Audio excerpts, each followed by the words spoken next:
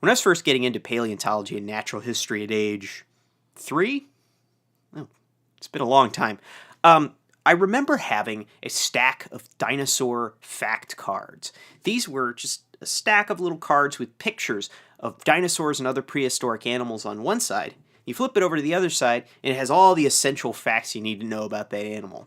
Its name, how to pronounce it, where it lived, when it lived, whether it walked on 2 legs or 4, and what it ate, which is broken down into some pretty basic categories. Ate meat, ate plants, or ate both. But in the 27 years since I had that stack of fact cards, I've learned that it is a little more complicated than that.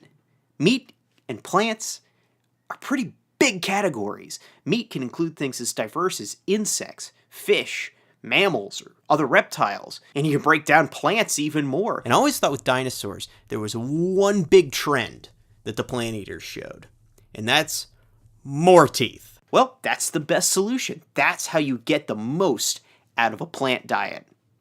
Not until a couple weeks ago, when I learned about a new herbivorous dinosaur that also lived at the end of the age of dinosaurs, but basically went the complete opposite way to solve the problem of eating plants. And this animal weirded me out so much that I decided to talk into a microphone about it and put it on the internet. I'm Adam Pritchard, and this is Pastime.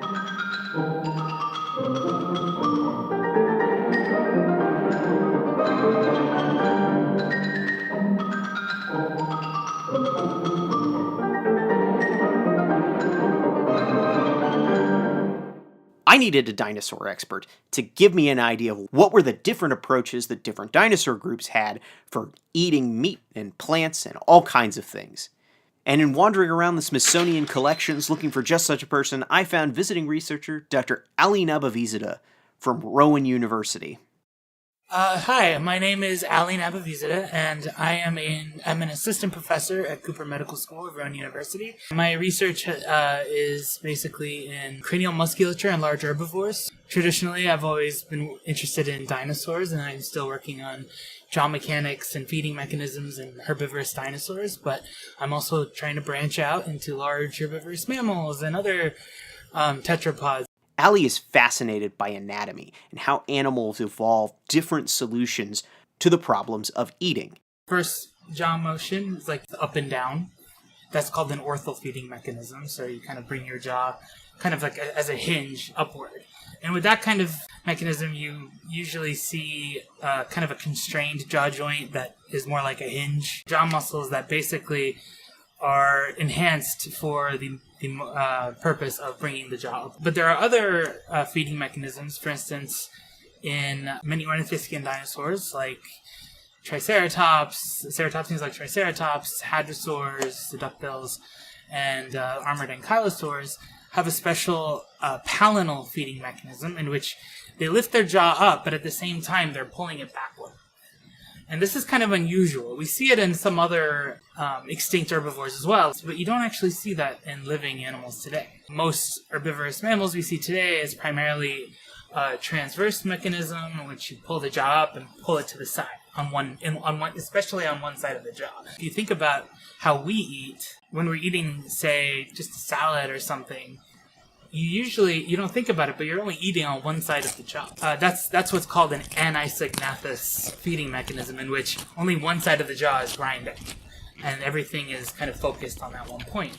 Well, these dinosaurs are isognathous, which means basically they're pulling their jaw up at the same time, but they have this special bone in the front which allows both sides of the jaw to be able to rotate inward as well as be pulled back at the same time. And so with that kind of motion, you have that palinal feeding, but you also have this long axis rotation that actually helps in the grinding on each side of the jaw. So just to clarify, both sides of the jaw are moving inwards. Yes. Independently. Yes. Which is something that's hard to think about as, a mammal, because we can't do that. We can't even I can't even imagine what exactly it would feel like for both sides of my jaw to shift relative to each other, because they're united, like you're fused solid exactly. in the middle. So it's like there's like this whole extra joint that's allowing a lot more movement than we're kind of used to. For meat eaters, the classic solutions is some kind of blade-like teeth for slicing through the muscle tissue of other animals. Some meat eaters have big, powerful cracking teeth and massive jaw muscles to break open structures like shells and bones. This is something that modern hyenas do, some crocodilians, and, in the fossil record, tyrannosaurs. And plant eaters have all kinds of solutions for cutting through plant tissue, grinding it up with big, flat, molar-like teeth that can strip all of the leaves off of a single branch. There's all kinds of different ways to do it. And I always thought with dinosaurs, there was one big trend that the plant eaters showed, and that's more teeth. If you look at some of the last herbivorous dinosaurs in the world, animals like the duck-billed hadrosaurs and the large horned dinosaurs, ceratopsians, like Triceratops, they have what are called tooth batteries. And that doesn't mean their teeth were made by Duracell. That means that rather than having lots of individual teeth, their teeth were sort of glommed together into these massive grinding surfaces. All these teeth being compacted together and growing in columns and columns, and both from the back of the mouth to the front, as well as the width of the jaw. You get 2 or 3 teeth in one column from side to side, but also up to maybe 40 or so columns of teeth down the jaw. And so you end up with an animal that has thousands of teeth throughout its life. Before I get into our new dinosaur, I need to introduce a big group that we've talked about a little bit on Pastime.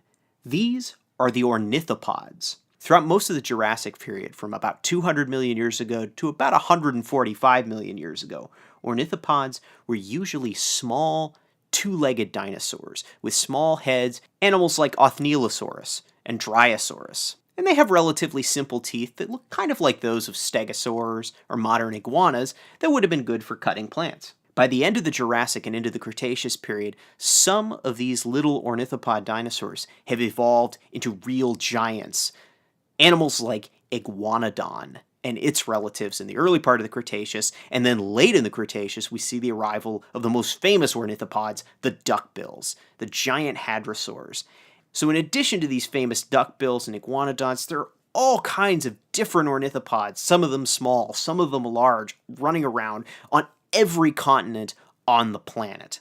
By the end of the Cretaceous, the hadrosaurs are found on almost every continent, and that includes Antarctica. But they're not the only game in town in Europe. There was another very successful group of ornithopods called the rhabdodonts. Instead of the kind of flat, duck-like snout of hadrosaurs, these were animals with kind of a very tall, boxy sort of head, rather than having hundreds of teeth making these complicated dental batteries inside of their mouths. Rhabdodonts had pretty simple teeth, and rhabdodonts were successful enough that they seemed to be around right to the very end of the Cretaceous extinction, when we lose all the dinosaurs except the birds. Now, the new dinosaur is a rhabdodont, discovered in the Late Cretaceous of France, and published recently in the journal Scientific Reports. Extreme tooth enlargement in a new Late Cretaceous rhabdodontid dinosaur from southern France, by Dr. Pascal Godefroit of the Royal Belgian Institute of Natural Sciences. The new dinosaur is called Matheronodon, and it's known from one bone, which might seem a little limited to name a new dinosaur. But that bone has some exceptional features that not only allow the scientists in this paper to say, this is a new species, this is something we haven't seen before, but also to make some really interesting observations on how this animal approached being an herbivore. Matheronodon is only known from a right maxilla, which is part of the upper jaw. If you actually take your hand and feel the side of your face where your canine teeth and your molars are, that's your maxilla. You have the same bones supporting your teeth as Matheronodon would have. And what's crazy about Matheronodon's maxilla is that it only seems to have 4 teeth in it. That's a tiny number, especially next to the big duck-billed dinosaurs that it was living alongside of in southern France, which had hundreds of teeth in their maxilla. As far as I can tell, this would be like the lowest number of teeth in its jaw for any herbivorous dinosaur that I could find. Please tweet or send a Facebook message if you can think of one that has fewer teeth. Matheronodon kind of blew my mind because it's like, I thought there was this really basic trend. I thought there was this really simple thing for herbivorous dinosaurs to get more teeth and more complex jaws to make more complex chewing surfaces. But it seems to be throwing that all out the window and doing something that's completely different. I'm still trying to wrap my head around it. It's interesting because their teeth are kind of... Not only are they bigger, they have more ridges on them. And these ridges, so a lot of these ornithopod teeth have like a lot of vertical ridges that help in create the serrated edge along the top. And that helps in the so-called shearing mechanism. They say that it's probably an up and down ortho feeding mechanism. As far as what that means, like what they're eating or something, I don't know. They propose that it helps in feeding on really tough plant material. Which is possible, but would it help sort of scissor through that? Yeah, kind of like scissoring through. And they kind of propose that their jaw structure is probably, based on other rhabdodons, probably a little more attuned to that up and down motion of the jaw, creating what is essentially one functional tooth out of two. A giant cutting surface. Exactly. Which is fascinating in its own way. It kind of reminds me of those play scissors with the wavy... pinking shears? Yeah, those little... is that what they're called? I don't remember. I think so. Those shears that are like really wavy, that's what it reminds me of. Why they have less and bigger teeth, it's still beyond me. I don't know. Now, Dr. Godefroit in this paper hypothesizes that Matheronodon was using its scissory jaws to cut through tough fibers across broad-leaved plants that were present in the Cretaceous of Europe. Now, the best thing down the road to really help this hypothesis would be to find a rhabdodont skeleton that still has gut contents. Yes, there are quite a few skeletal fossils of herbivorous animals through the fossil record, including some duckbills that still have the original meal of the animal inside of their stomach region. And it's because of this we know that some of the duckbills that lived out west in North America ate a lot of conifers, things like pine needles and pine wood, which is why Christmas trees did not exist until after the duck-billed dinosaurs went out. Okay, I made that up. I'm really grateful for Ali to sit down and talk to me about this because he was actually the perfect person to chat about with this because he loves herbivorous animals so much. And the stories he tells and the story told by Matheronodon is that it's always complicated. It's always more interesting and stranger than we predict. I always thought being an herbivore was about getting complex teeth, getting big grinding surfaces to break down your plant material. But that's not the only way to do it. We always underestimate the amount of solutions that nature has come up with in its history to solve problems. Whether it's eating meat or eating plants, the only way we can really see the limits of these solutions is to look into the fossil record and the living world around us. And that's how animals like Matheronodon really change our perspective on past times. If you want to see some images of the original fossils and check out the paper, go to our website, pastime.org, or visit us on Facebook at Pastime Paleo. Follow us on Twitter, like us on Facebook, subscribe to the podcast on iTunes. I'm Adam Pritchard. There's a cat scratching at my door, so it's definitely time to go. And I'll see you next time on Pastime.